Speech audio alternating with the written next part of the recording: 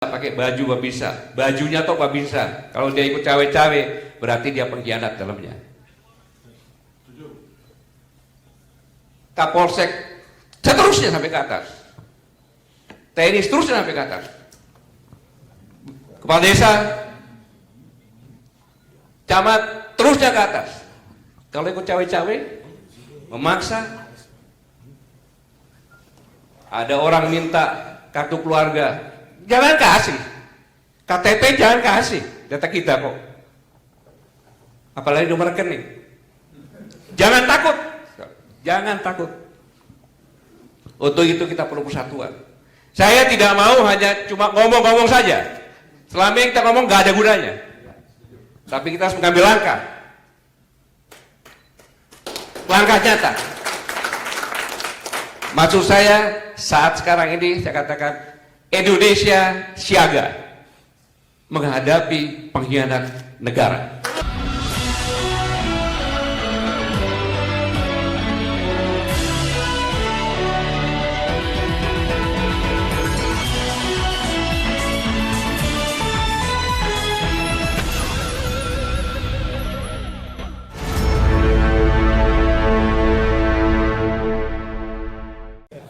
Assalamualaikum warahmatullahi wabarakatuh. Saya mengajak kita semua yang hadir di sini bersyukur kehadirat Allah Subhanahu wa taala, Tuhan Yang Maha Esa, karena ini pertemuan yang sangat indah di mana hadir di sini ada profesor yang pendukung Jokowi, Profesor Ikrar Bakri, yang sama-sama dengan saya bersaing deket-deketan waktu itu. Dan ada Dr. Ishak yang menggebu-gebu, ada Dr. Ubed, Agus Gunawan Arif, dan lengkap di sini. Terima kasih Bang Abraham, ide-idenya. Kemudian ada kasih intel saya. Jadi pada saat saya datang, kasih intel saya adalah Kapten Purnomo waktu itu, sekarang Brigjen. Jadi beliau memang dari kecilnya dari Intel gitu. Kemudian ada sahabatnya Pak Prabowo di sini, Majen TNI Suprapto. Dulu penasihat dekatnya pada tahun 2019, saya tahu persis. Kemudian ada senior yang paling senior tadi, Majen TNI Purnawirawan Marinir Pak Soeharto, yang semangatnya mengalahkan kita semuanya yang masih muda. Dan yang menarik tadi ada perlombaan siapa yang lebih bicara keras antara besan. Jadi Pak Narko dengan Pak Yayat. Dan di sini unik, ada dua Letnan Jenderal, yang satu Pak Yayat ini pengagumnya Pak Prabowo, ya. Dan Pak Setio adalah dari PKS. Ya, pengagumnya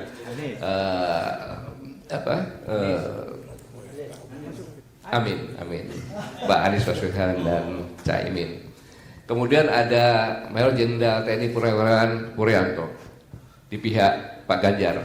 Beliau adalah dari Perindo, Ketua Perindo Jawa Tengah. Kemudian ada Letnan Jenderal yang netral, Letnan Jenderal TNI Safril. Dan banyak lagi, khususnya adik-adik kembarannya Gibran, kan? Yang satunya jalannya bengkok-bengkok, yang ini lurus, tegak lurus gitu. Cuma judul ini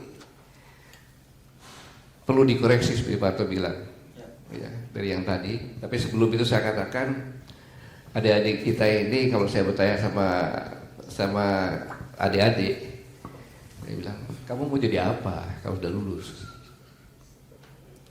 Cari kerjaan susah gitu. Sangat susah. Saking susahnya, seorang presiden pun nyari kerjaan untuk anaknya. Susah cari kerjaan. Loh, ini dari mereka yang bicara itu. Kami mau kemana kata gitu, kan? Kemudian, kalau kita frustasi, untuk apa pemilu ini? Ini dari luar udah merupakan job yang dikenal. Di Somalia perlu waktu 20-30 hari setelah pemilu baru bisa tahu. Di Amerika paling 2-3 hari udah tahu. Yang paling efektif di Indonesia 1 bulan sebelum pemilihan sudah tahu siapa pemenang. Ini dunia internasional tahu ini semua ini. Gitu.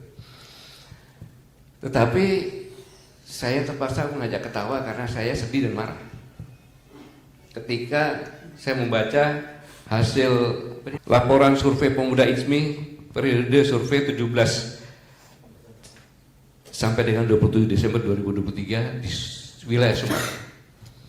Di survei ini ditanyakan kepada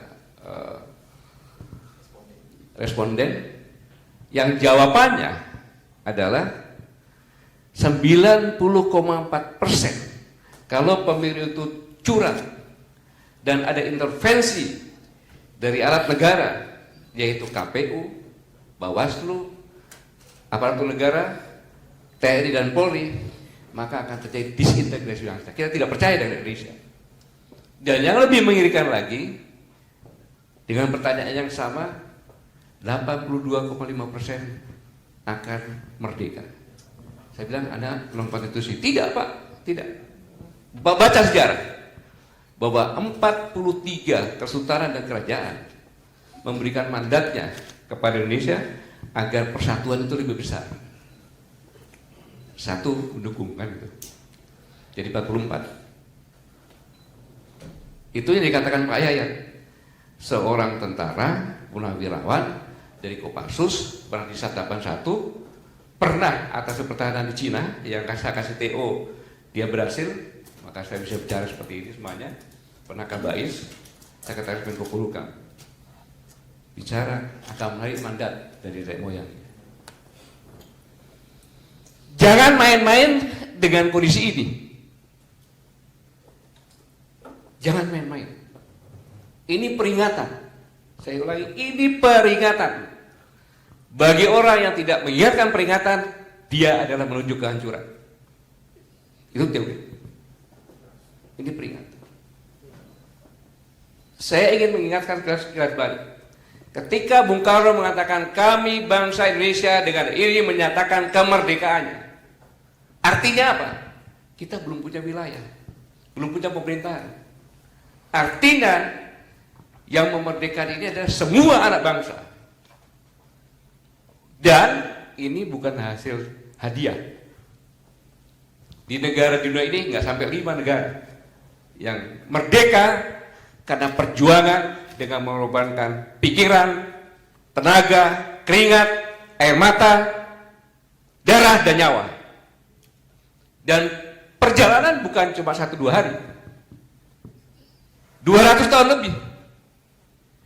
Dari Sabang sampai Merauke, semua kesultanan-kesultanan melakukan perjuangan. Apa artinya? Siapapun Anda di hadapan saya, semua anak bangsa Indonesia ini mengalir DNA kesatria dan patriot. Saya ulangi, siapapun Anda dimanapun Anda berada yang merasa orang Indonesia, Anda adalah punya DNA kesatria dan patriot. Nenek moyang Anda yang memerdekakan negeri ini, dan sekarang ada pengkhianat yang akan menghancurkan negeri ini. Kenapa? Kalau sudah diingatkan bahwa saya akan menarik mandatnya lagi, kalau ada intervensi, kalau ada kecurangan, terus ada aparat yang curang, pengkhianat bukan dia? Pengkhianat bukan? Pengkhianat. Ada kapal yang curang, dia pengkhianat. Bukan pengkhianat bangsa, pengkhianat negara. Jelas, nggak usah takut bicara. Pengkhianat. Musuh siapa? Musuh anak bangsa. Musuh anak bangsa. Kalau nggak ada peringatan ini, santai-santai saja. Jadi judulnya ini adalah selamatkan Indonesia dari disintegrasi.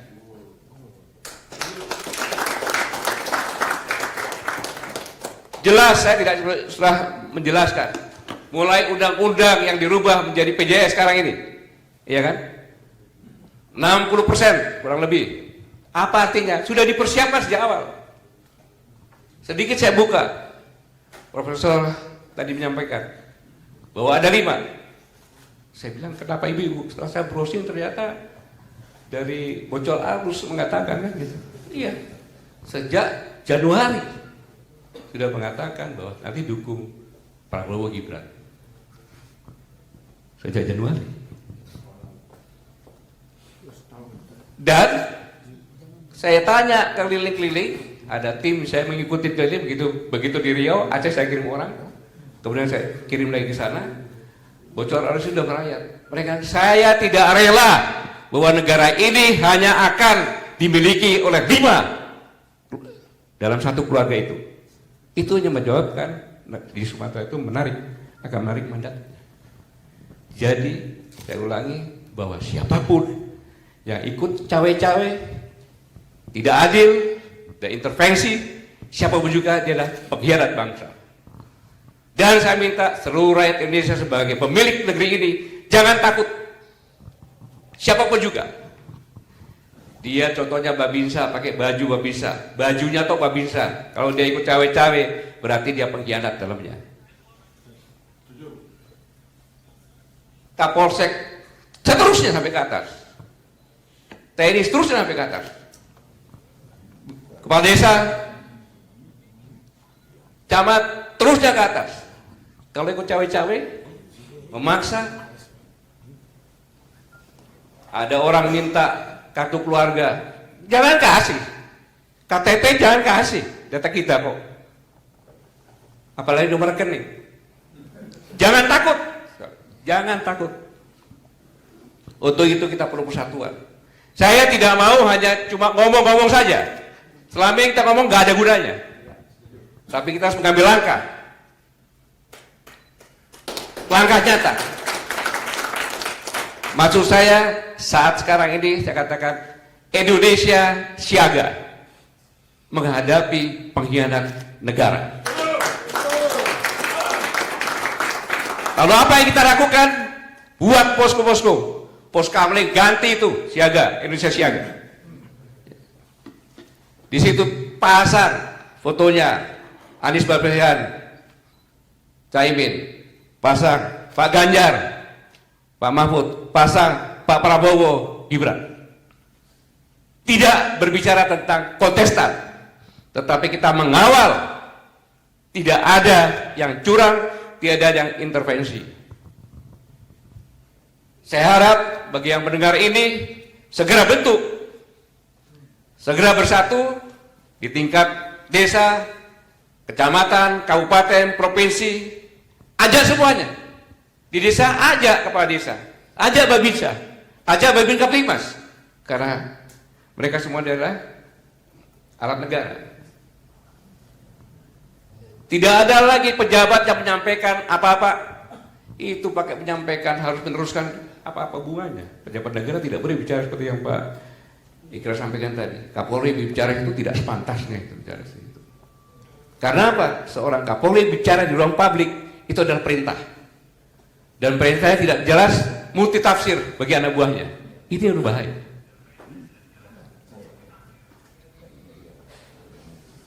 Jadi sekali lagi, saya tidak panjang lebar, telah terjadi upaya-upaya disintegrasi bangsa dari hasil survei dan ada indikasi pengkhianat negara.